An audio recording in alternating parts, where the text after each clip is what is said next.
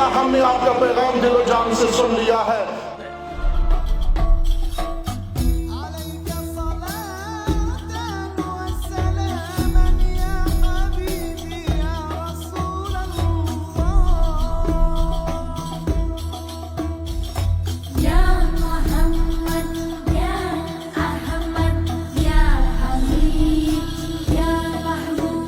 अगर अल्लाह से मोहब्बत है तो अल्लाह की मखलूक से भी मोहब्बत करो। अगर रसूलुल्लाह से मोहब्बत है तो रसूलुल्लाह की उम्मत से भी मोहब्बत करो।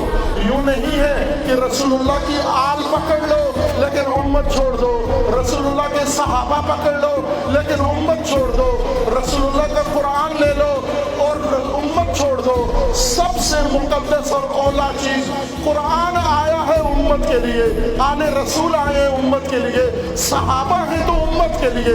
अगर उम्मत को तबाह कर दिया तो न सहाबा का हक अदा किया, न आले रसूल का हक अदा किया, न कुरान का हक अदा किया, न सुन्नत का हक अदा किया।